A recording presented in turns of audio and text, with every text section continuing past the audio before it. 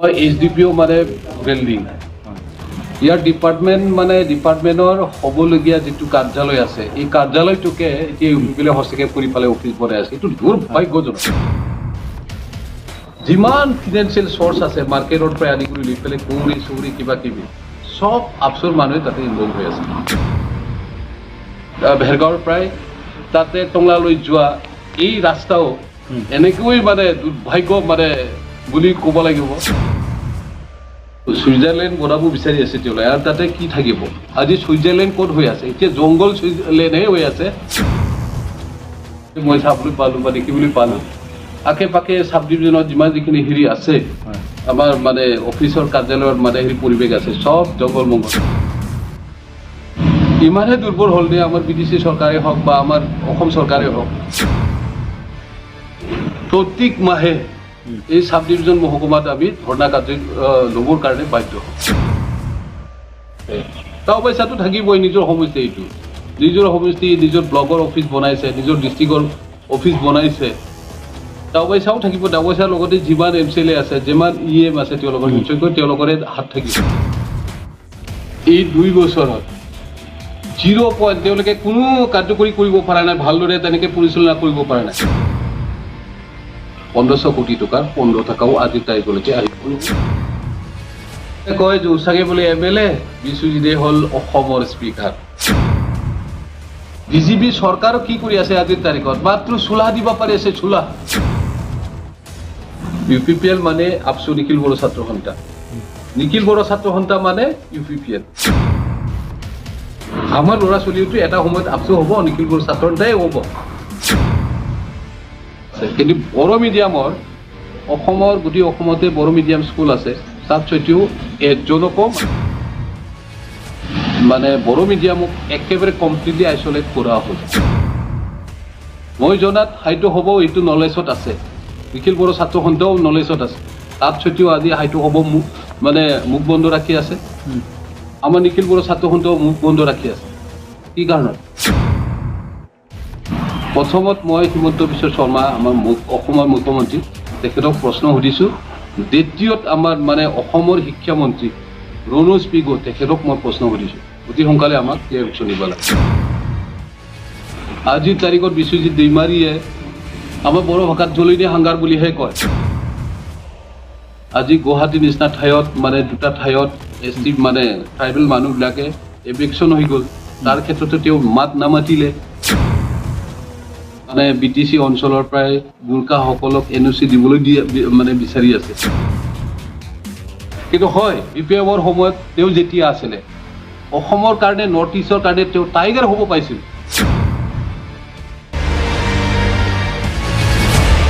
ইয়াৰ লগত মই আলোচনা কৰিলোঁ আলোচনা কৰি মই গম পালোঁ এই 2 বছৰত BTC নতুন চৰকাৰে কি কৰিলে আৰু অসম চৰকাৰো কি কৰিলে মানে মাহী চকুৰে যদি চাই তো কথা বেয়া হ'ব এনেকৈ বিগত সময়বিলাকত ডিপাৰ্টমেণ্ট কনচাৰ্ণ আমি কিছুমান মানে সময়ত ইয়াতে স্পট ভিজিট কৰি কিছুমান কামটো আমি কৰিছিলোঁ প্ৰশাসনক আৰু লগতে মানে বিষয়াসকলক লৈ পেলাই কৰ্মচাৰীসকলক লৈ পেলাই ইয়াত এটা ভাল পৰিৱেশ সৃষ্টি কৰি পেলাই আমি কিছুমান কামটো কৰিছোঁ এতিয়া আজি আহি পেলাই মই বাস্তৱতে মই দেখিবলৈ পালোঁ ইয়াৰ ডিপাৰ্টমেণ্টৰ হ'বলগীয়া যিটো কাৰ্যালয় আছে এই কাৰ্যালয়টোকে এতিয়া ইউপিলে হস্তক্ষেপ কৰি পেলাই অফিচ বনাই আছে এইটো দুৰ্ভাগ্যজনক কোনটো কাৰ্যালয় আমাৰ HDPO মানে বিল্ডিং সাব ডিভিজন এটা হৈছে ইয়াতে ফুল ফ্ৰিজড ছেটআপ হ'ব লাগে SDO বিল্ডিং হ'ব লাগে আৰু লগতে যিখিনি ডিপাৰ্টমেণ্ট মানে কনচাৰ্ণ সাব ডিভিজন আছে এইবিলাকৰ সম্পূৰ্ণভাৱে ইয়াত কাৰ্যালয় থাকিব লাগে আৰু ফাংচনিং থাকিব লাগে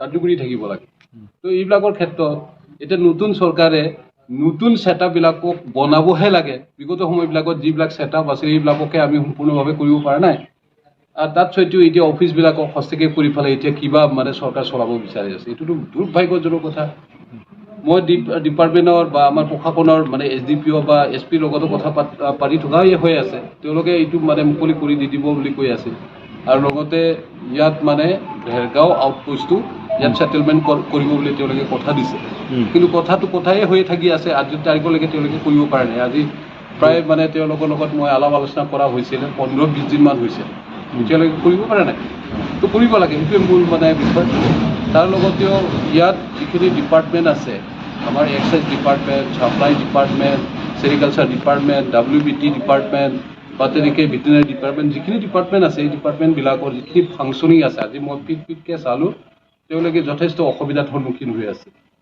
তো এনেকৈ হ'লেতো নহ'ব নহয়। প্ৰিণ্টিং এণ্ড ষ্টেচনাৰী ডিপাৰ্টমেণ্ট, সামান্য ডিপাৰ্টমেণ্টৰ পৰাই তেওঁলোকক সামগ্ৰী মানে যোগান ধৰা হৈছিলে বিগত সময়বিলাকত, যে কাগজ লাগে, পেঞ্চিল লাগে, ক'ৰবাত বহী লাগে, ক'ৰবাত ফাইল লাগে, কিবা লাগে, এইবিলাক বস্তু তেওঁলোকক দিব লাগে। তো এইবিলাকৰো মানে পৰিচালনা একেবাৰে জিৰ' মানে BDC তেনেকৈ এনেকৈ মানে ব্যৱস্থা নাই UPPL চৰকাৰৰ। যে এইবিলাক কেনেকৈ ধৰণত চলাই আছে চৰকাৰ, আমিতো এতিয়া প্ৰশ্নবোধক বুলি আমি ভাবি লৈছোঁ। সমান্তৰালভাৱে ইয়াত আশে পাশে থকা যিখিনি আন্তঃগাঁথনি আছে ৰাস্তাৰ পৰাই লৈ পেলাই এতিয়া চব জৰাজীৰ্ণ অৱস্থা। মানে এই SDO মানে যিটো লিংক ৰোড সেইটো একেবাৰে মানে পুৰা জৰাজীৰ্ণ অৱস্থাত আছে। আমাৰ সময়তো আমি মেৰামতি কৰি আছিলোঁ আৰু নতুন কনষ্ট্ৰাকশ্যন আমি দিছিলোঁ, কিন্তু এতিয়া নাই, নীৰৱ। সংগতি ৰাখি এই চাব ডিভিজনৰ লগতে আমাৰ ভেৰগাঁৱৰ পৰাই তাতে টংলালৈ যোৱা এই ৰাস্তাও এনেকৈ মানে দুৰ্ভাগ্য মানে বুলি ক'ব লাগিব। আমাৰ সময়ত আমি যেতিয়া চৰকাৰ চলাই আছিলোঁ, আমি যেতিয়া আছিলোঁ, তেতিয়া সেই ৰাস্তাৰ কাৰণে এইখিনি অঞ্চলৰ মানুহে বা আমাৰ UPPL দলৰ নেতৃবৰ্গই ইয়াতে মানে সৰ্বসাধাৰণক ৰাইজক লৈ ফালে ৰাস্তাতে মানে বাথু পূজা কৰিছিল তেওঁলোকে। বাথু পূজা কৰাৰ পিছতো আজিৰ তাৰিখলৈকে এই মানে ৰাস্তাৰ অৱস্থাটো কিয় হ'ল? আমাৰ সময়টোতো আমি মেৰামতি কৰিছিলোঁ, ইয়াত ৰিপেয়াৰিং দিছিলোঁ, ৰিনোভেশ্যন দিছিলোঁ, চলিবৰ কাৰণে আমাৰ সুবিধা আমি কৰি দি দিছিলোঁ। কিন্তু এতিয়া দেখিবলৈ পালোঁ প্ৰমোদ বড়োৱে যিটো কথা কৈছিল, এই অঞ্চলখন BTC-খন ছুইজাৰলেণ্ড বনাই দিলোঁ, এতিয়া জংঘলৰহে ছুইজাৰলেণ্ড হৈ আছে। এতিয়া আজি মানে বাস্তৱতে মই চাবলৈ পালোঁ বা দেখিবলৈ পালোঁ আশে পাশে চাব ডিভিজনত যিখিনি হেৰি আছে আমাৰ মানে অফিচৰ কাৰ্যালয়ৰ মানে হেৰি পৰিৱেশ আছে, চব জংঘল মংগল আছে। তো এইবিলাক কিয় হ'ব পাৰে? এইখিনি কথা। আৰু ইয়াৰ উপৰি যিটো ট্ৰেজাৰী কথাটো আছিলে, তাৰপিছত আৰু মূল বিষয়টো হৈ আছে আমি 2019 চনতে ট্ৰেজাৰীটো আমাৰ ডিপাৰ্টমেণ্টৰ মানে মন্ত্ৰীৰ লগত কথা আলোচনা কৰি পেলাই আৰু আমাৰ ডিষ্ট্ৰিক্টৰ মানে মন্ত্ৰী ইনচাৰ্জ হিচাপে ৰিহন দৈমাৰীৰ নেতৃত্বত আৰু আমাৰ যিখিনি BDC কৰ্তৃপক্ষ আমাৰ EMA হওক, MCLA হওক, MLA হওক, চবৰ লগত মিলি পেলাই আমি 2019 চনতে ইয়াত ট্ৰেজাৰীটো আনিছিলোঁ চাব ট্ৰেজাৰী হিচাপে। আৰু ইয়াতো এটা কথা হৈ আছিল যে অসম চৰকাৰে এতিয়ালৈকে কোনো ষ্টাফ দিব নোৱাৰাৰ কাৰণে ইয়াত ফাংচন কৰাৰ কথাটো এই তাহানি কালৰ পৰা এনেকৈ অসুবিধাত মানে সন্মুখীন হৈ আছিল। কিন্তু ইমান দিন হ'ল, আজি 19 গ'ল, 20 গ'ল, 21 গ'ল, 22 আহি গ'ল, আজিৰ তাৰিখলৈকে কোনো ফাংচন নহ'ল। ইমানহে দুৰ্বল হ'ল নে আমাৰ BDC চৰকাৰে হওক বা আমাৰ অসম চৰকাৰে হওক যে ইয়াৰ কাৰণে ব্যৱস্থা কৰাৰ কোনো প্ৰতিনিধি ইয়াত ব্যৱস্থা কৰাৰ কাৰণে আগবাঢ়ি নাহিল। তো আমাৰ অসমৰে মানে আইন বিভাগৰে বুলি ক'ব লাগিব, এতিয়া আমাৰ এছেম্বলিত মানে স্পীকাৰ ডাঙৰীয়াই আছে MLA বিশ্বজিৎ দৈমাৰী, আৰু তেখেতৰে মানে সমষ্টি এইটো। তেওঁৱে চালি জাৰি চাব লাগে এইবিলাকক। তেওঁ নিজে ইমান ডাঙৰ এদি মানে পদত পদস্থ হৈ পালে গোটেই ডিপাৰ্টমেণ্টটো তেওঁ কনচাৰ্ণ হয়, তেওঁৰ দ্বাৰাহে আইন হয়। সেইজন ব্যক্তিৰ দ্বাৰাই যদি আজিৰ তাৰিখত সেইবিলাক ডিপাৰ্টমেণ্টৰ যদি ফুল প্লেজেড ফাংচনিং নহয়, ফুল প্লেজেড নহয়, আৰু কি ক'ম? তাৰ কাৰণে আমি আপোনালোকৰ জৰিয়তে মানে প্ৰশ্ন সুধিব বিচাৰিছে, অতি শীঘ্ৰেই আমাৰ অসম চৰকাৰক ব্যৱস্থা কৰক, আমাৰ BDC চৰকাৰক ব্যৱস্থা কৰক। অন্যথা আমি প্ৰত্যেক মাহে এই চাব ডিভিজন মহকুমাত আমি ধৰ্ণা কাৰ্য ল'বৰ কাৰণে বাধ্য হ'ম। এইখিনি কথা, বেলেগ কথা নহয়। আমাৰ জনসাধাৰণক লৈ কৰিব নে BPF দলৰ হৈ কৰিব? জনসাধাৰণক লৈ আৰু আমাৰ দলগতভাৱেও আমি কৰিম। এতিয়াতো অহা ৰবিবাৰে আমি কাৰ্যসূচী এটা হেৰি ল'ব বিচাৰি আছোঁ যে এইবিলাকৰ ক্ষেত্ৰতে ক'ত কি হৈ আছে, নট অনলি ৰাস্তাই হওক বা কোনোবা আঁচনিয়েই হওক, এইবিলাকৰ ক্ষেত্ৰত নহয়, গোটেই BDC 39 ডিপাৰ্টমেণ্টৰ ক'ত কি হৈ আছে, এইবিলাকৰ আমি অহা ৰবিবাৰে ধৰ্ণা কাৰ্যসূচীও লৈ আছোঁ। তাৰপিছত ইয়াৰ কিছুমান তথ্য আমি ফাদিল কৰিম। দুৰ্গাদাস বড়ো তেখেতে কৈ আছে এইবাৰ লোকসভাত অন্য ধৰণে তেওঁলোকে বা আপোনালোকে ষ্ট্ৰেটেজি বনাইছে, কেনেকৈ ধৰণৰ ষ্ট্ৰেটেজি? লোকসভা নিৰ্বাচনৰ কাৰণে বিগত সময়বিলাকৰ আমি যেনেকৈ মানে আমি জ্ঞান পালোঁ বা তেনেকৈ হেৰি পৰিৱেশটো পালোঁ, আমিতো যোৱা বেলিকাত মানে ঠকন খাইছোঁ বুলি আমি মানে নিজকে অনুভৱ কৰিছোঁ যে আমি BJP দলক সহায় কৰিছিলোঁ মানে BDC চৰকাৰ হিচাপে, BPF দল হিচাপে, কিন্তু তাৰ 20 বছৰত আমাক যেনেকৈ সহায় কৰিব লাগিছিল তেওঁলোকে সহায় কৰিব পৰা নাই। ইয়াৰ ফলতে আমি এতিয়া প্ৰতি উত্তৰ দিব বিচাৰিছোঁ। মঙলদৈৰ আমি candidate থাকিব নেকি? যিখিনি- মঙলদৈৰ আমাৰ সমষ্টি? থাকিব কোকৰাঝাৰ মানে কথা নাই এতিয়ালৈকে মানে কোনো চৰকাৰৰ লগত বা কোনো হেৰিৰ লগত মানে দলৰ লগত আমি আলোচনা কৰা হোৱা নাই।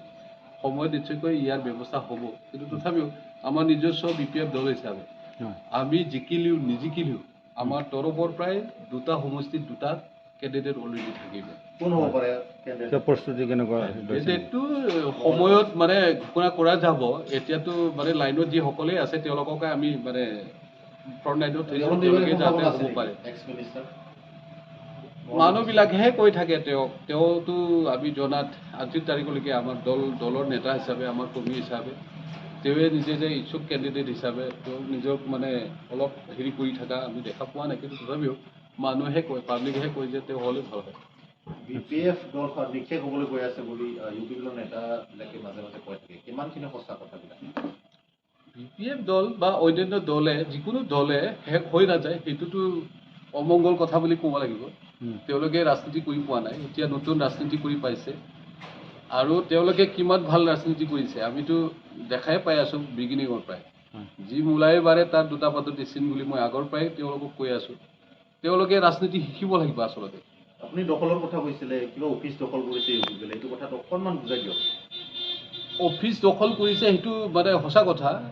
ইয়াত SDPO বিল্ডিংহে আছিলে, সেইটো GAD ডিপাৰ্টমেণ্টৰ পৰাই ফাণ্ডটো লৈ আনি পেলাই আমাৰ BPF চৰকাৰৰ অধীনতে এইটো বনোৱা হৈছিলে। গতিকে ডাবুৱাইচাবৰ কিবা হাত আছে নেকি ইয়াতে? UPPL দল বুলি ক'লে মাত্ৰ মানে হেৰি ডাবুৱাইচাৰ দায় নহ'ব ইয়াত। এইটো UPPL সমষ্টিৰ দল MCLA প্ৰমোদ তেওঁ। বড়োৱে দায় হ'ব ইয়াতে।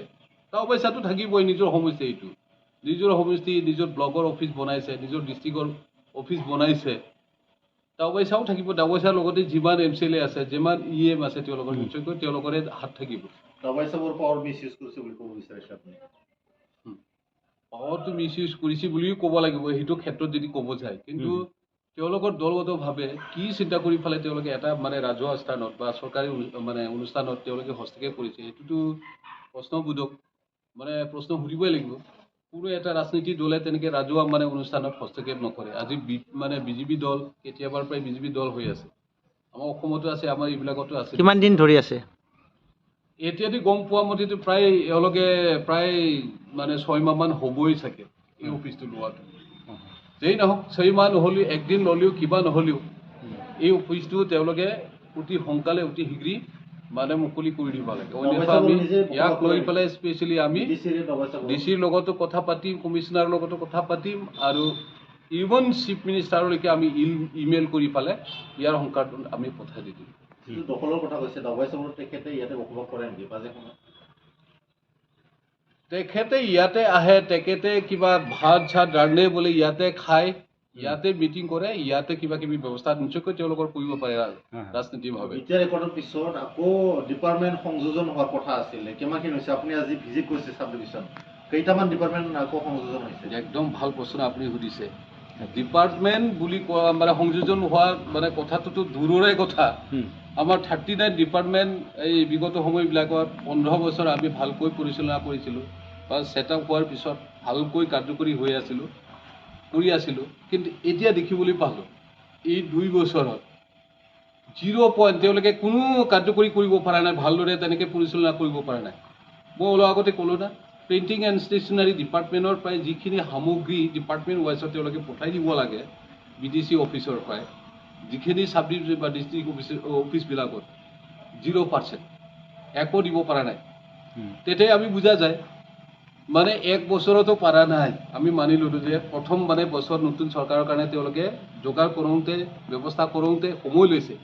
2 বছৰটো হ'ল না, আৰু একৰ্ড হোৱাটো আজি মানে 2023 চনত 27 জানুৱাৰী হ'লে 3 বছৰ পূৰা হ'ব। তাতে কেন্দ্ৰীয় চৰকাৰৰ পৰাও যিখিনি তেওঁলোকৰ এগ্ৰিমেণ্টত পইচা আছিলে 1500 কোটি টকাৰ 15 টকাও আজিৰ তাৰিখলৈকে আহিব। দুৰ্বলতাটো তেওঁলোকৰে হ'ব। তেওঁলোকে জানা নাই, পৰিচালনা কৰিব পৰা নাই, তেওঁলোকে ডিমাণ্ড দিব পৰা নাই, আনিব পৰা নাই। এইখিনি কথা, বেলেগটো কথা নহয়। এফালে এপচুৰ ৰেলী, এফালে MP ইলেকশ্যন, কেনেকৈ চাইছে বস্তুবিলাক? এপচুৰ ৰেলী আৰু ইফালে মানে কি বুলি কয় দলৰ কাৰ্যসূচী বা দলৰ কাম আমি দেখিবলৈ পাইছোঁ, ইয়াতে কোনো পাৰ্থক্য নাই। সেইটোৱে আপচু সেইফালে মানে হেৰি কৰি আছে। কাৰ্যসূচী লৈছে, ক'ৰবাত মানে বাইক ৰেলী লৈছে, সেইটোৱে দল কৰি পেলাই কাৰ্যসূচী লৈ আছে। ক'ৰবাত স্কিম বনাই আছে, ক'ৰবাত স্কিম কৰি আছে, কিন্তু ৰাইজৰ স্বাৰ্থত ৰাইজে উপকাৰ হ'ব পৰাকৈ ক'ৰবাত ভাল কাম কৰা আমি চকুত লগা নাই। তেওঁলোকে ছ'চিয়েল চেঞ্চৰ কথা কৈছে এই ৰিলিজ যোগেদি। মই তাকেই ক'লোতো, ছুইজাৰলেণ্ড বনাব বিচাৰি আছে তেওঁলোকে, আৰু তাতে কি থাকিব? আজি ছুইজাৰলেণ্ড ক'ত হৈ আছে? এতিয়া জংঘল ছুইজাৰলেণ্ডহে হৈ আছে। এতিয়া আজি যে চৌকাত আমি দেখিবলৈ পালোঁ, তাতে গৈ পালে ক'ত মানে গোবৰ চবৰ আছে, ক'ত জংঘল মংগল আছে, এটাও পৰিপাটিকে নাই, চাফা চুফা নাই, কোনো মেইনটেইন নাই, কোনো মেনেজমেণ্ট নাই। আগৰ BTCৰ সময়ত, আমাৰ সময়ত আমি ডিপাৰ্টমেণ্টলি যিখিনি পইচা পঠোৱা হৈছে সেইটোতো ৰাইজৰ কাৰণে পাইছে। ডিপাৰ্টমেণ্টটো পৰিপাটি ৰাখিবৰ কাৰণে তেওঁলোকক এক্সট্ৰাকৈ আমি মেইনটেনেন্স কষ্ট, আমি মেনেজমেণ্ট ফেচিলিটি দিয়া হৈছে। পানেৰী সমষ্টিত চৰ্চা চলি আছে, ইয়াৰ MLA আচলতে কোন? মানে সমষ্টিত বিধায়কক বিচাৰি নোপোৱা এটা অৱস্থা। মানে প্ৰশ্ন আহিছে, জোচাং বড়ো MLA হয় নে বিশ্বজিৎ দৈমাৰী? আৰু ভাল কথা আপোনালোকে প্ৰশ্ন সুধিছে। এতিয়া চবে কয় জোচাঙে বোলে MLA, বিশ্বজিৎ হ'ল অসমৰ স্পীকাৰ। তেওঁলোকে দুটা MLA টো বনাই লৈছে, এটা মানে সমষ্টিৰ MLA বনাই লৈছে, এটা অসমৰ MLA বনাই লৈছে। এইটো কোন যুগত আছে? এটা ডাঙৰ প্ৰশ্ন। এতিয়া বিশ্বজিৎক বিচাৰিব গ'লে এই জোচাঙৰ তাত যাওঁ, জোচাঙে কয় মানে ছাৰে অহা নাই, ছাৰে নাহিলেতো নহ'ব একো কাম, ছাৰে আহিব লাগিব, ছাৰে অমুকবাৰে আহিব, এই অমুকবাৰে আকৌ মাতিব, সিদিনাখনো ছাৰে ক'ৰবাতহে গ'ল, ক'ৰবাত প্ৰগ্ৰাম হৈ গ'ল, তেওঁ আহিব নোৱাৰে, এনেকুৱা কথা। আচ্ছা, ৰাইজক যদি ৰাইজৰ প্ৰতিনিধিক নাপায়, ৰাইজে কেনেকৈ উপকাৰ হ'ব? ৰাইজে মানে প্ৰতিনিধি বনাই এটা আকাংক্ষা লৈ পেলাই ৰাইজৰ মানে সমস্যাবিলাকক দূৰ কৰিবৰ কাৰণে, অঞ্চলটো উন্নতি কৰাৰ কাৰণে, অঞ্চলৰ পৰিৱেশটো ভাল কৰিবৰ কাৰণে এই ৰাইজে প্ৰতিনিধি পঠায়। কিন্তু আজি এনেকৈ হাপাধৰি খাই আছে, ক'ৰবাত বাক্সাত যাবলগীয়া হৈ আছে, ক'ৰবাত গুৱাহাটীত যাবলগীয়া হৈ আছে, ক'ৰবাত দূৰত যাবলগীয়া হৈ আছে, আৰু কথা বাৰ্তা মানে বেলেগৰ সৈতে কামবিলাক চলি আছে।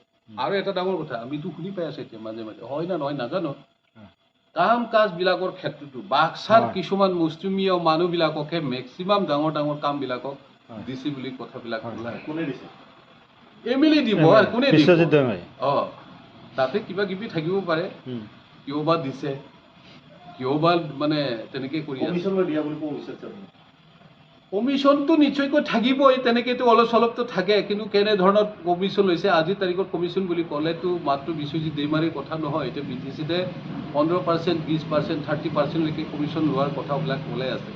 আৰু সামান্য ৰুট লেভেলত BCDCৰ পৰাও মানে ক'ৰবাত এই IY ঘৰবিলাকৰ পৰাও, PMAY ঘৰৰ পৰাও মানে 5,000, 6,000 লোৱা কথাবিলাক একদম মানে ৰাজ্যৰ মুখে মুখে ওলাই আছে। আপুনি ক'ব বিচাৰিছে যে বিধানসভাৰ মাননীয় অধ্যক্ষ বিশ্বজিৎ দৈমাৰী মানে কমিশ্যন লয়, স্পষ্ট কথা ক'ব বিচাৰিছে আপুনি? কমিশ্যনটো নিশ্চয়কৈ ল'ব, লৈয়ে আছে, নহ'লে বাক্সাৰ মানুহ ইয়াতে কিয় আহিব লাগে? আমাৰ মানুহ ইয়াতে কি জানিবা ডাঙৰ তেনেকৈ ঠিকাদাৰ কণ্ট্ৰেক্টাৰ নাই, বিজনেছমেন নাই, তেওঁলোকক দিব পৰা কেপাচিটি নাই, যাৰ ফলত তেওঁ সেইবিলাক বাক্সাৰ মানুহবিলাকক দিবলগীয়া হৈ আছে। যাওক, এইবিলাক যদিও হৈছে হৈ থাকক, আমাৰ ক'বলগীয়া নাই, কিন্তু আমাৰ বাস্তৱৰ ৰাজ্যৰ কাৰণে ভাল কাম কি কৰি আছে আজিৰ তাৰিখলৈকে, সেইটোৱে প্ৰশ্ন না। BJP চৰকাৰো কি কৰি আছে আজিৰ তাৰিখত? মাত্ৰ চোলা দিব পাৰি আছে, চোলাটোকে 2 বছৰ মানে এই কেইটামান বছৰত 2 বছৰ হ'বলৈ গৈ আছে আমাৰ অসম চৰকাৰো, এইখিনি সময়ত 5বাৰ মান দিলে বোলে চোলাটোকে, এই ৰান্ধনি কিবা মানে ভাত বনোৱা চোলাটো। এটা ঘৰত মানে এজন মানুহ বেনিফিচিয়াৰীয়ে তেওঁলোকৰ মাজতে কোৱা কথা, সেইটো মোক 5% লৈছে, 7% লৈছে, কিবা লৈছে, যেনেকৈ BTCৰ কথাবিলাক ওলাই থাকে তেওঁ ওলাই থাকে। আগত আমাৰ সময়তো ওলাইছিল ক'ৰবাত 10%, 5%, এনেকৈ কথাবিলাক ওলাইছে। তো ৰিস্কটো কেনেকৈ ল'ব পাৰিব মইতো দেখা পোৱা নাই। আপোনালোকৰ ডিমাণ্ডটো কি? শেষলৈকে আহিছে, ডিমাণ্ডটো কি আপোনালোকৰ? আমাৰ ডিমাণ্ডটো হৈছে ইয়াতে BJP, BPF, GSP বিলাই ফালে BTC চৰকাৰ প্ৰথম, তেওঁলোকে ৰাজ্যৰ স্বাৰ্থত ভালকৈ কাম কৰক, আমাৰ ক'বলগীয়া নাই। আমিতো সদায় কৈয়ে থাকিম, সেই ৰাস্তাটো হ'ব লাগে, সেই অনুষ্ঠানটো হ'ব লাগে, ইয়াত যিখিনি পৰিৱেশ হ'ব লাগে, ভাল পৰিৱেশ হ'ব লাগে। এতিয়াতে চবে কৈ থাকে UPPL মানে আপচু নিখিল বড়ো ছাত্ৰ সন্থা, নিখিল বড়ো ছাত্ৰ সন্থা মানে UPPL, আৰু যিখিনি সুযোগ সুবিধা ভাল ভাল থাকিব লাগে আজিৰ পৰাই চাওক আপোনালোকে, এইটোতো বাস্তৱ কথা, সঁচা কথা। যিমান ফিনান্সিয়েল চ'ৰ্চ আছে মাৰ্কেটৰ পৰা আদি কৰি লৈ পেলাই কৌৰি চৌৰি কিবা কিবি চব আপচুৰ মানুহে তাতে ইনভলভ হৈ আছে। তেতিয়াহ'লে নিখিল বড়ো ছাত্ৰ সন্থা এটা জাতীয় সংগঠনে নিকা ভাৱমূৰ্তি লৈ পেলাই কাম কৰিবৰ কাৰণে কেনেকৈ সক্ষম হ'ব তেওঁলোকে? আপচোতো নহ'ব নহয়, তেওঁলোকে পলিটিকেল পাৰ্টিহে হ'ব। এই কথাবিলাকক লৈ পেলাই শংকিত হৈছোঁ আমি। আমাৰ ল'ৰা ছোৱালীওতো এটা সময়ত আপচো হ'ব, নিখিল বড়ো ছাত্ৰ নেতাই হ'ব, তেতিয়া আমাৰ ল'ৰা ছোৱালী কেনেকৈ আপচো হ'ব? আমাৰ তাতো প্ৰশ্ন আছে। এতিয়া BTC চাকৰি কথাটোৱে আটাইতকৈ ডাঙৰ কথা হৈ আছে এতিয়া আজিৰ তাৰিখত, যে BTC চাকৰি দিবৰ কাৰণে চেণ্ট্ৰেল ৰিক্ৰুইটমেণ্ট বৰ্ড বনালে। তাত সৈতেও মানে যোৱা কিমানবা তাৰিখ আছিল, 21 তাৰিখ আৰু 27 তাৰিখত অসমৰ চেণ্ট্ৰেলি 4 গ্ৰেড আৰু 3rd গ্ৰেডৰ ইণ্টাৰভিউ হৈ গ'ল। ইয়াততো কোনো BTCৰ আণ্ডাৰটেকিং নহ'ল, কোনো ইম্পৰ্টেঞ্চ নহ'ল, কোনো ৰেছপনচিবিলিটি নহ'ল BTCৰ পৰাই। আমি তাৰ পৰাই গম পোৱা গৈ আছে যে এতিয়া চেণ্ট্ৰেলিহে হ'ব, 3rd গ্ৰেডে হওক 4th গ্ৰেডে হওক, BTCৰ পৰাই কোনো অধিকাৰ নাথাকিব। এইটো প্ৰথম কথা। এতিয়া অলৰেডি ৰিজাল্টো ওলাল, ৰিজাল্ট ওলোৱাৰ পিছত মেক্সিমাম মানে BTCৰ পৰাই বঞ্চিত হৈ আছে ল'ৰা ছোৱালীবিলাকে। ৰিজাল্ট যিবিলাক আহিছে বহুত কম মানে পাৰ্চেণ্টেজত আমাৰ ল'ৰা ছোৱালী BTC অঞ্চলৰ ল'ৰা ছোৱালী পাছ কৰিছে, বাকী আউট অফ BTADহে মেক্সিমাম পাইছে। কিন্তু আমাৰ যিটো ইণ্টাৰভিউৰ প্ৰক্ৰিয়া আমাৰ BTC অঞ্চলৰহে, BTC গভমেণ্টৰ কিছুমান অফিচাৰবিলাকক লৈ পেলাই এই BTC অঞ্চলত ইণ্টাৰভিউখন কণ্ডাক্ট কৰা হ'ল, পাতা হ'ল। তাত সত্ত্বেও মানে আমাৰ BTR চৰকাৰ বা BTC চৰকাৰ একো খেয়ালেই নাপালে, গমেই নাপালে। যাহওক সেইটো গ'ল, আৰু আহি থকা দিনতে সেনেকেই হ'ব। এতিয়া নতুনকৈ আৰু হৈ আছে এই কেইদিনমানৰ ভিতৰতে, গতিকে অসমত 3000 কিমান বা এছিষ্টেণ্ট টিচাৰ, মই এমাউণ্টটো পাহৰিলোঁ কিমান বা আছিলে, 3000 কিমান বা এটা এছিষ্টেণ্ট টিচাৰ। এই এছিষ্টেণ্ট টিচাৰটো বেলেগ বেলেগ মিডিয়ামৰো আছে, আমাৰ বেংগলী মিডিয়ামৰ পৰাও আছে, অসমীয়া মিডিয়ামৰ আছে। কিন্তু বড়ো মিডিয়ামৰ অসমৰ গোটেই অসমতে বড়ো মিডিয়াম স্কুল আছে, তাত সৈতেও এজনকো মানে তাতে এপইণ্টমেণ্ট দিবৰ কাৰণে তেনেকৈ পোষ্ট এডভাৰটাইজমেণ্ট দিয়া নহ'ল, বা মানে বড়ো মিডিয়ামক একেবাৰে কমপ্লিটলি আইচলেট কৰা হ'ল। কিন্তু কি কাৰণত কৰিছে, মই প্ৰথমত BTC চৰকাৰ আৰু লগতে অসম চৰকাৰক প্ৰশ্ন দিছোঁ। এইটো কম দিনৰ ভিতৰতে আপোনালোকে ক্লিয়াৰিফিকেশ্যন দিব লাগে। মই জনাত হাইটো হ'ব, এইটো নলেজত আছে, নিখিল বড়ো ছাত্ৰ সন্থাও নলেজত আছে। তাত সৈতেও আজি হাইটো হ'ব মানে মুখ বন্ধ ৰাখি আছে। আমাৰ নিখিল বড়ো ছাত্ৰ সন্থাও মুখ বন্ধ ৰাখি আছে। কি কাৰণত? কি বড়ো মিডিয়ামটো মিডিয়াম নহয় নেকি? যদি বেংগলী মিডিয়াম দিব পাৰিছে, যদি অসমীয়া মিডিয়াম দিব পাৰিছে, বড়ো মিডিয়ামটো কিয় দিব পৰা নাই? প্ৰথমত মই হিমন্ত বিশ্ব শৰ্মা আমাৰ অসমৰ মুখ্যমন্ত্ৰী, তেখেতক প্ৰশ্ন সুধিছোঁ। দ্বিতীয়ত আমাৰ মানে অসমৰ শিক্ষামন্ত্ৰী ৰণোজ পেগু, তেখেতক মই প্ৰশ্ন সুধিছোঁ। অতি সোনকালে আমাক ক্লিয়াৰিফিকেশ্যন দিব লাগে। বিশ্বজিৎ দেইমানে তেখেতে কৈ থাকে বড়ো লেংগুৱেজৰ কাৰণে তেখেতে বহুত কথা কয়, এই ক্ষেত্ৰত আপুনি কি ক'ব? বড়ো লেংগুৱেজত তেওঁ কি কথা ক'ব? তেওঁ নিজে বড়োৰ অস্তিত্বকে মানে ভঙাব বিচৰা মানুহ। আজিৰ তাৰিখত বিশ্বজিৎ দেইমাৰীয়ে আমাৰ বড়ো ভাষাত জলৈনী হাংগাৰ বুলিহে কয়, সেইটোহে হ'বলৈ গৈ আছে। আমাৰ বড়ো সমাজৰ মাজত, বড়ো জাতিৰ মাজত বড়োৰ জাতিদ্ৰোহীহে হ'বলৈ গৈ আছে তেওঁ। এনেকৈহে তেওঁক মানে ভাবিহে লয় এতিয়া বড়ো জাতিৰ মানুহ। কাৰণ কিয়? তেওঁ নিজে বড়ো জাতিক ইমান ওপৰলৈ লৈ গৈছে।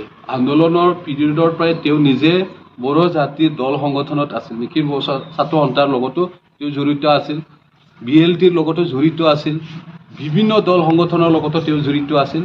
এতিয়া বাথৌৰ বা ধৰ্মৰ মানে অনুষ্ঠানৰ লগতো তেওঁ ভালকৈ মানে জড়িত আছে। এনেহেন ব্যক্তি এতিয়া বড়ো জাতিৰ অস্তিত্বটোকো পাহৰি গ'ল। আজি গুৱাহাটীৰ নিচিনা ঠাইত মানে দুটা ঠাইত ST মানে ট্ৰাইবেল মানুহবিলাকে এভিকশ্যন হৈ গ'ল, তাৰ ক্ষেত্ৰতো তেওঁ মাত নামাতিলে। তাৰপিছত আৰু এতিয়া বিভিন্ন সমস্যা মানে হ'বলৈ গৈ আছে। এতিয়া BTCটো এতিয়া বেলেগ বেলেগ আইন মানে কৰিবলৈ গৈ আছে মাটিৰ ক্ষেত্ৰত, যে মানে BTC অঞ্চলৰ পৰাই গোৰ্খাসকলক NOC দিবলৈ মানে বিচাৰি আছে, যে ট্ৰাইবেল বেল এণ্ড ব্লকতো মানে ট্ৰেন্সফাৰ কৰিব লাগে তেওঁলোকৰ মাটি বাৰীৰ মানে হেৰিটো, আৰু লগতে তেওঁলোকক মৰ্যাদা দিব লাগে। সেইটোৱেই মাত্ৰ নহয়, আৰু বহুখিনি ট্ৰাইবেল জনগোষ্ঠীৰ কাৰণে আহি থকা দিনবিলাকত কিছুমান মানে অধিকাৰবিলাক, যিবিলাক সাংবিধানিক অধিকাৰ, যিবিলাক সৰ্ব হ'বলৈ গৈ আছে, এইবিলাকৰ ক্ষেত্ৰত না আমাৰ বিশ্বজিৎ দেইমাৰীয়ে একেবাৰে দলৰ মানুহ হৈ পেলাই, চৰকাৰৰ মানুহ হৈ পেলাই, আইনৰ মানুহ হৈ পেলাই এটা টুপো ক'ব নোৱাৰে। কিন্তু হয়, BPFৰ সময়ত তেওঁ যেতিয়া আছিলে, অসমৰ কাৰণে, নৰ্থ ইষ্টৰ কাৰণে তেওঁ টাইগাৰ হ'ব পাইছিল। এটা জনগোষ্ঠীৰ কাৰণে তেওঁ প্ৰতিনিধি কৰিছিল আমাৰ দিল্লী পাৰ্লামেণ্টত গৈ পেলাই, আমাৰ সমস্যাবিলাকক মাজে মাজে কৈ আছিল। তাতে আমাৰ লাভ হৈ আছিল। কিজানিবা তেওঁলোকৰ মানে এই সহায়তে, তেওঁলোকৰ কথা কোৱাৰ অৰ্থৰ কাৰণে আমি 2003 চনৰ 10 ফেব্ৰুৱাৰীত বড়ো জাতিৰ বড়ো ভাষায়ে 8th শিডিউলত মানে অন্তৰ্ভুক্ত হৈছিল। এইটোতো সঁচা কথা। সেইটো সময়ত তেওঁলোকক আমি শলাগ দিছিল, গুৰু বুলি আমি ভাবি লৈ আছিলোঁ বড়ো জাতিৰ মাজত। কিন্তু এতিয়া কি কৰিলে তেওঁলোকে? সেই বস্তুটোকে তেওঁলোকে ওলোটা কৰি পালে এতিয়া বড়ো জাতিক ধ্বংস কৰিবলৈ গৈ আছে। সেইটোতো চবেই দেখি আছে।